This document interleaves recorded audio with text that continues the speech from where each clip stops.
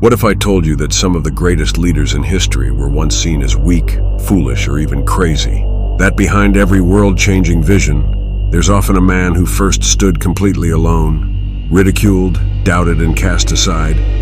What makes a leader isn't recognition. It's what you do when no one sees your worth, not even you. Before we dive in, if you've ever felt like the underdog, if you've ever been told you're not good enough, smart enough, strong enough to lead, then this video is for you. This channel is dedicated to the journey of men becoming stronger, wiser, and more grounded in true masculinity. Hit that subscribe button and join us as we tear down lies, rebuild our foundations, and reclaim what it means to be a man in a world that often wants us to forget. Now, let me take you back to a cold, damp prison cell in South Africa. The year was 1964. A man named Nelson Mandela had just been sentenced to life imprisonment. His name was spoken like a curse by his enemies, and even many of his own people feared the consequences of aligning with him. The world didn't believe in him. His country branded him a terrorist. But inside that cell, forgotten, aged, isolated, he refined a quiet but unbreakable kind of leadership.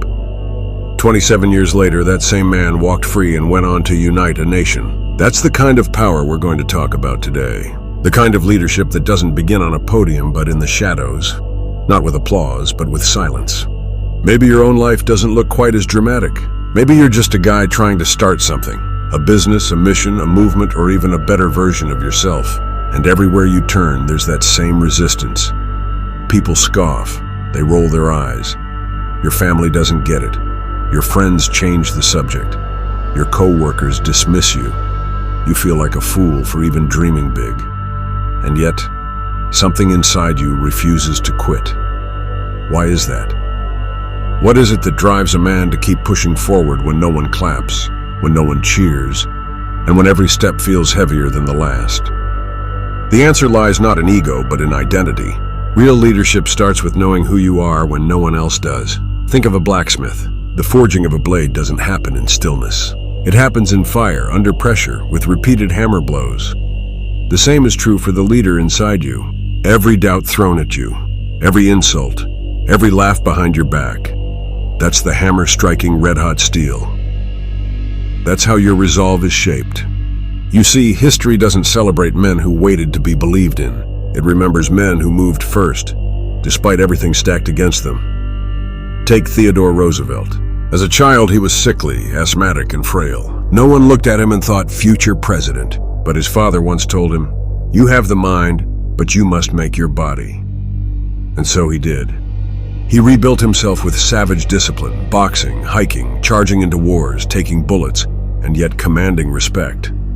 He didn't wait for permission. He became the leader others couldn't imagine at first, or consider someone more recent. In 2004, a skinny, unknown senator named Barack Obama stood before the Democratic National Convention and gave a speech that stunned the world. Most people had no idea who he was, but he didn't hesitate. He didn't look for consensus. He spoke like a president years before he ever became one. That's what leaders do. They lead in identity before they lead in title. Now pause and ask yourself, how do you act when you're alone? When the doors are shut and no one's watching? Because that's the proving ground. That's where real leaders are born, not on stages, but in silence. The workouts when no one's watching, the learning when no one's teaching, the choices you make when no one's clapping. This is where most men quit, and that's exactly why you won't. The world has fed men a lie, that we are only valuable if we are validated, that our worth comes from our followers, our paycheck, our social proof. But masculinity is not dependent on applause. It's defined by the willingness to carry the weight even when it breaks you. There's a reason many men today feel adrift. It's not because they lack ambition. It's because they've never seen what it looks like to endure without recognition. And in that void, self-doubt breeds. You'll hear the voices. Who are you to lead? Why would anyone listen to you? You're not special. But here's the brutal truth.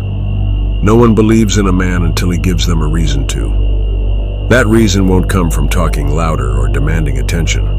It will come from consistency, from showing up day after day when it's boring, when it's lonely, when it's painful. Because eventually, the world has to acknowledge the man who refuses to disappear. Picture a lighthouse during a storm. The waves crash against it. The winds scream. The sky darkens. But the lighthouse doesn't move. It doesn't shout. It doesn't argue. It just stands.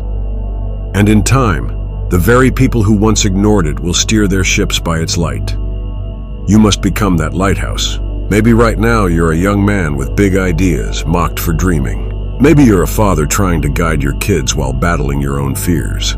Maybe you're a man past 40, wondering if your best days are already behind you. But let me tell you something few will. Your influence does not expire. You can rise at any point, but you must start now. Let this video be your turning point.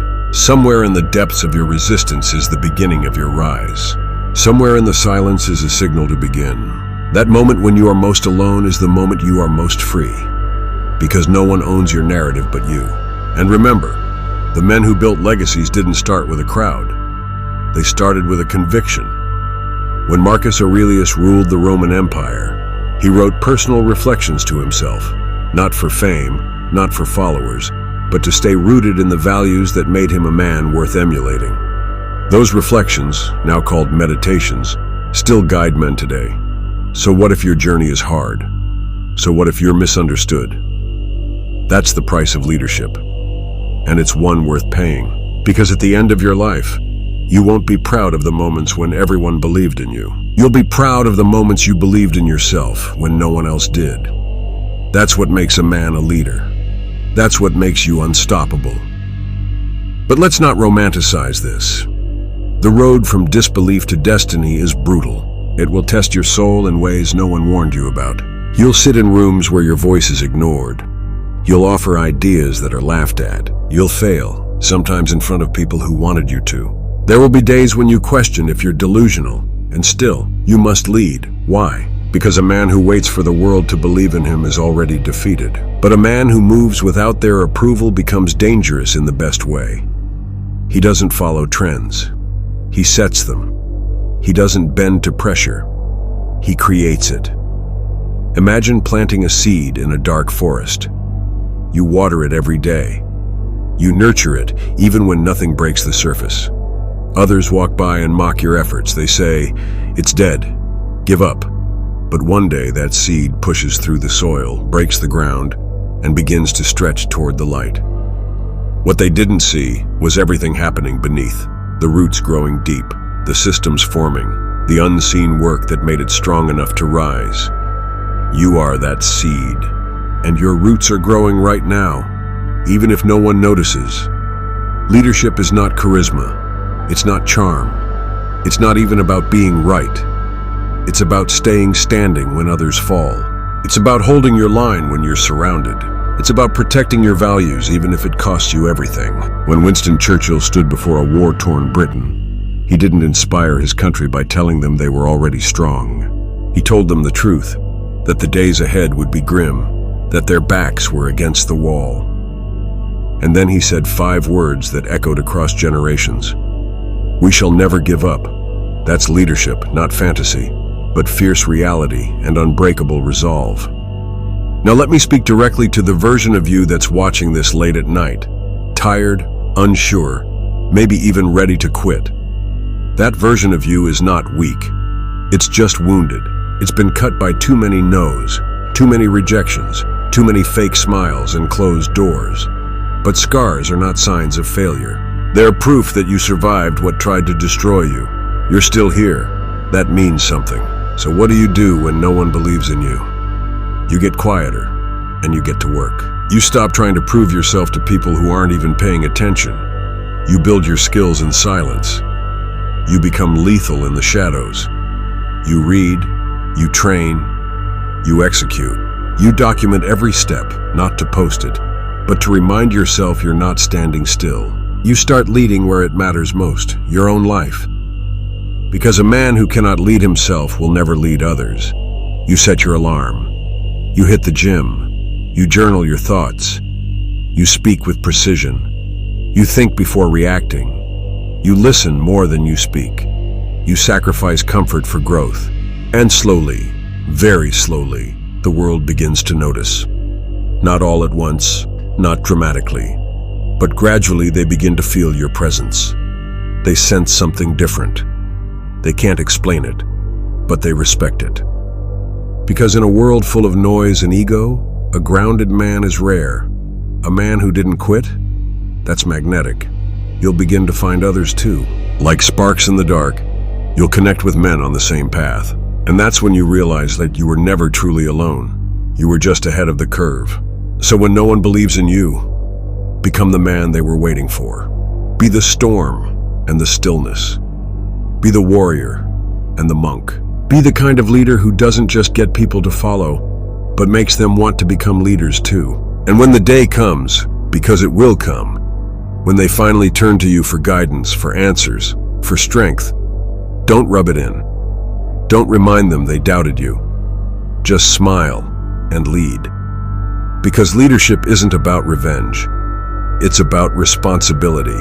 It's about carrying weight that others can't or won't.